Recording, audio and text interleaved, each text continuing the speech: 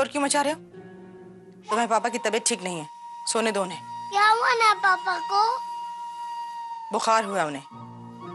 अब शोर नहीं मचाना, ठीक है? जाओ।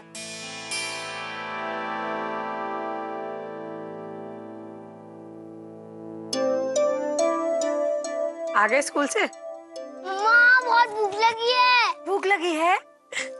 जल्दी से हाथ मुंह धो लो, चेंज कर लो। मैं आपके लिए कुछ बढ़िया सा बना के आपको देती हूँ, ठीक है?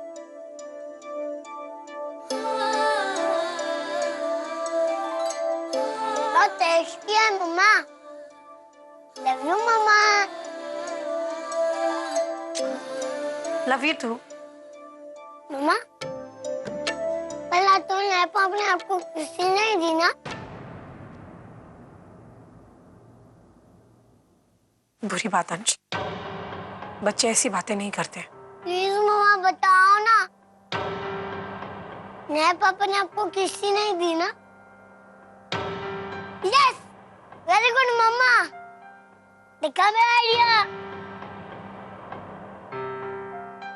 एक सीक्रेट बताऊं ना मम्मा?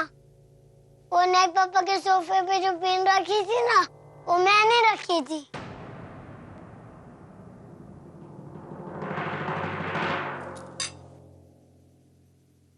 तुमने रखी थी मतलब? हाँ, इसलिए तो नैप पापा ने आपको किसी नहीं दी। वेरी बैड अंश। जानते हैं आपकी इस हरकत से आपके नए पापा को कितनी तकलीफ हुई है, कितना दर्द हुआ है, यहाँ तक कि उन्हें बुखार तक आ गया। जब से इस नए घर में आए मैं देख रही हूँ आप बहुत शरारती हो गए, कितनी शैतानी करने लगे। पिछली बार भी आपने शैतानी की थी, इसलिए आपके नए पापा ने आपको डांटा। आपको डांटा और बुरा किससे लगा? आपके नए पापा को। इसलिए वो आपके लिए नई टॉय गन लेकर आए, आपसे सॉरी भी बोला। और आपने ये किया अपने नए पापा के साथ? बहुत बुरी बात है। क्या सिखाया आपकी मामा ने आपको कि अगर गलती हो जाए तो सॉरी बोलना भी आना चाहिए?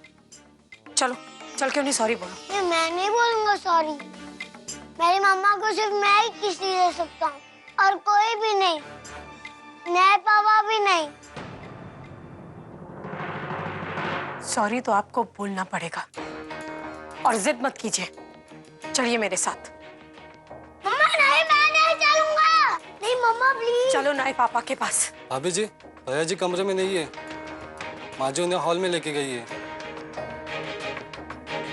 मम्मा मैं सबके सामने कैसे सॉरी बोलूंगा?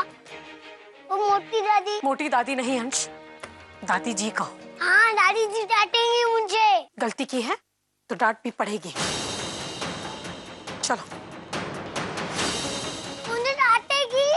मम्मा मुझे डर लग रहा है। मम्मा मम्मा नहीं, मम्मा मम्मा नहीं, मम्मा दादी डांटेगी। मम्मा प्लीज, मम्मा।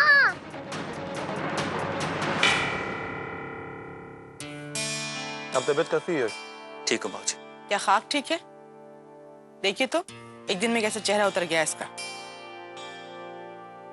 भैया वैसे आप आज तो समोसे खा नहीं सकते, बट आई प्रॉमिस जैसे ही आप ठीक होगे ना, मैं आपके लिए डाइट वाले समोसे बनाऊंगा। क्यों? तो रसोई का काम क्यों करेगा? हम सब लेकर आए ना तेरे लिए समोसे बनाने वाली। वैसे प्रतीक भैया, मम्मी जी बिल्कुल ठीक कह रही हैं। लेकिन एक बात तो है, आपकी बनाई हुई चीजों की कमी मुझे बहुत अखरेगी। अब मेरे साथ कंपटीशन कौन करेगा?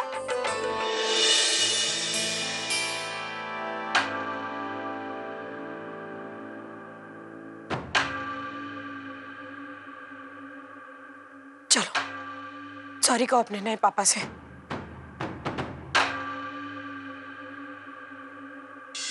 सॉरी बोलो अंश।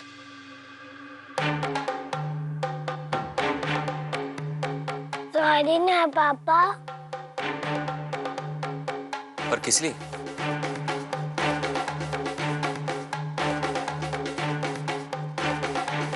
जी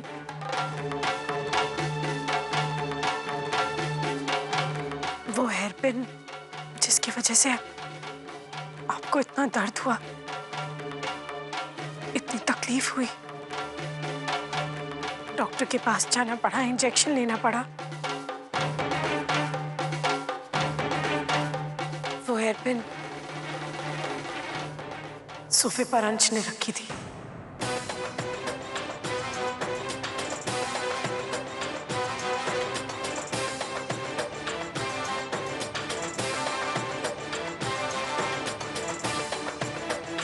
अंश ने? कितना खुराफाती दिमाग है इस लड़के का। अगर अभी से नहीं संभाला ना इसे तो बड़ा होकर चोर उचक्का ही बनेगा ये। माँ प्लीज, ये आप क्या बोल रही हैं? अंश ने जो किया बचपने में किया। बच्चों का दिल तो मासूम होता है, इनमें छल कपट या बदले की भावना हम बड़ों के जैसे नहीं होती। अरे पर यश, ये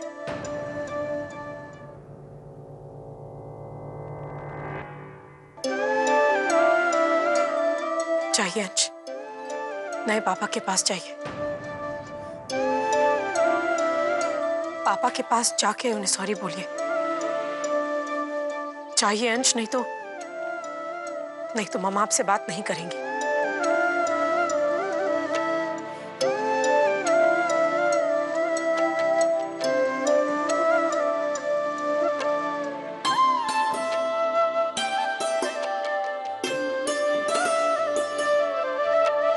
सारे ना पापा।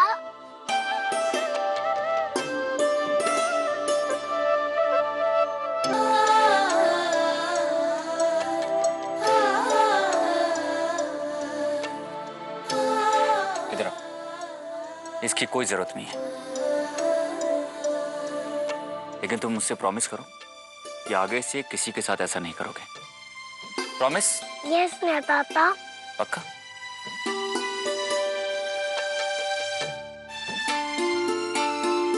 अब चलो जाके मुर्गा बनो।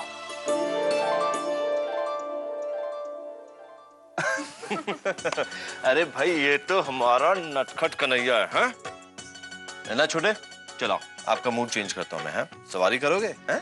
चलो आ जाओ। चलो आपको सवारी करवाता हूँ मैं, ठीक है? अरे हाथी घोड़ा पालकी, जय कन्हैया लाल की। अरे भाई बोलो हाथी घोड़ा पालकी।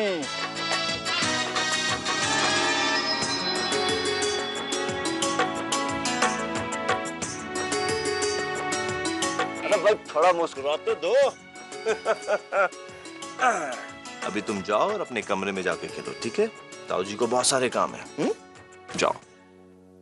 अरे अग्निहोत्री जी आने वाले थे। अब ताऊ जी क्या पता आ गए हो और हमारा इंतजार कर रहे होंगे।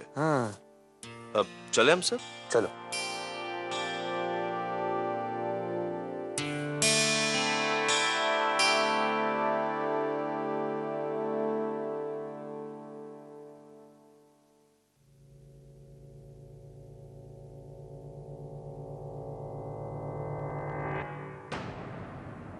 अंश से माफी मंगवाकर बहुत सुकून मिल रहा है ना तुम्हें, जैसे सब कुछ ठीक हो गया। सॉरी कह देने से गलती छुप नहीं जाती है बहू। उसकी ये हरकत तुम्हारी ढील और जरूरत से ज्यादा लाड़ प्यार का नतीजा है। हमें सिखाती थी ना तुम कि हमारी परवरिश में खोट है। अपनी औलाद को देखा है, एक नंबर का बदतमीज और बिगड़ैल लड़का है वो, पर कसूर इसमें उसका नहीं है, तुम्हारा है।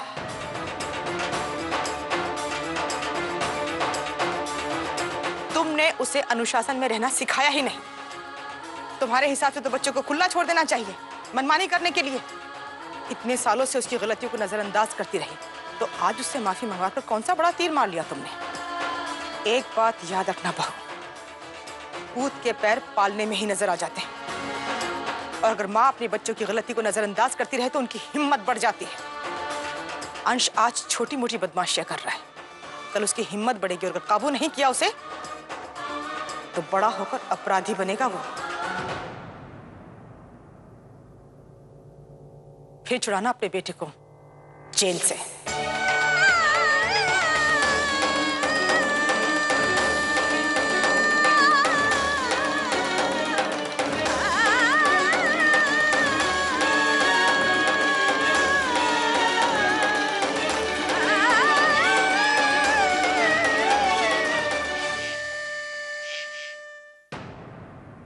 आपने अंश को कुछ कहा क्यों नहीं?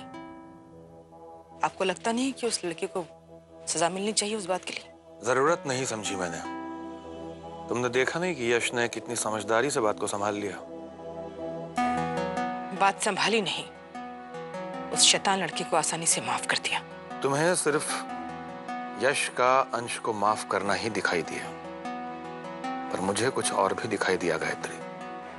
नई अर्पिता बहू के चेहरे पर खुशी। यश का यह एहसान वो जिंदगी भर नहीं भूलेगी। तुम देख लेना, ये लड़का ही उन दोनों को एक दूसरे के करीब लेकर आएगा। हमने यश की शादी तो कर दी, लेकिन बात यहीं खत्म नहीं हो जाती। यश का नई पत्नी को स्वीकारना भी जरूरी है। क्या तुम नहीं चाहती कि नई बहू यश के बेटे को जन्म दे? पलक और पायल तो पराई अमानत हैं, कुछ सालों में चली जाएंगी अपने घर, तो क्या बुढ़ापे में हमारा यश अकेला रह जाएगा? नहीं गायत्री, उसका अपना बेटा होगा, तो सोचो कितना सहारा मिलेगा यश को। आप ठीक कह रहे हैं, लेकिन छोड़ो, अब बत्ती बंद करो और सो जाओ।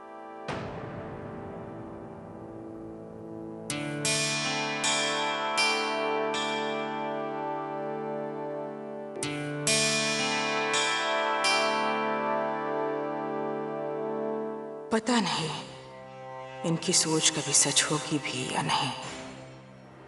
जिस तरह के लक्षण हैं उसके,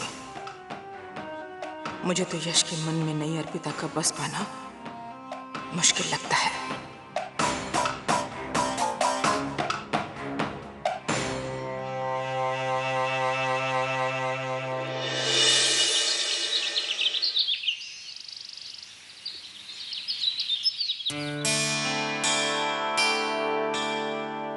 शहर के बहुत बड़े बिजनेसमैन के बेटे की शादी है।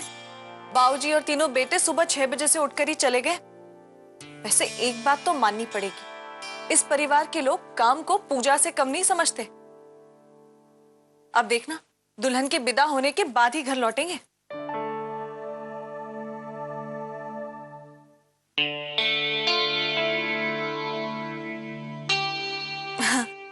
मेरी देवरानियों ने क्या मौन व्रत धारण किया हुआ है।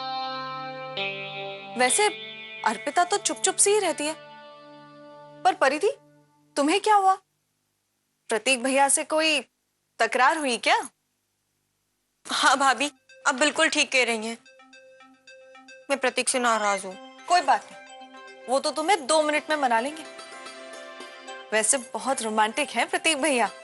अरे वो क्या, सिंधिया परिवार के सारे बेटे बड़े रोमांटिक हैं। हाँ भाभी, पंकज भैया को देख के ही लगता है कि वो रोमांटिक है, पर यश भैया को देख के नहीं लगता कि वो रोमांटिक है ना भाभी? अरे तुम उसे क्या देख रही हो? वो तो नई नई आई है। मुझसे पूछो, मैं बताती हूँ। जब अर्पिता यहाँ पर थी ना, तो यश भैया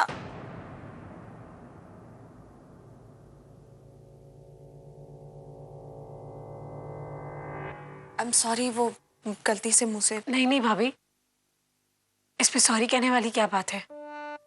मैं जानती हूँ यश जी आज भी अर्पिता जी से बहुत प्यार करते हैं, इसीलिए तो आज भी उनकी छोटी से छोटी चीज, एक एक चीज कितनी संभाल के रखी है। और वैसे भी मैं अर्पिता जी की जगह नहीं लेना चाहती,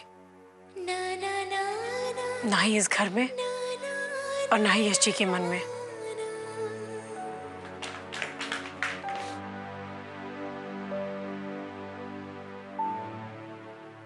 गुड मॉर्निंग। Good morning. दीजिए, जल्दी जल्दी अपना मिल्क खत्म कीजिए। मम्मा छुट्टी है, हम कहाँ घूमने जाएंगे? नए पापा के साथ बड़ी सी कार में। अंश, आज आपके पापा थोड़ा बिजी हैं, पर कोई बात नहीं, मैं आप सबको लेकर जाऊंगी कहीं घुमाने। आप लोग जल्दी से नहाई कर लीजिए, फिर हम सब घूमने जाएंगे, ठीक है? ये मुझे आपके साथ नहीं जाना है। हमारे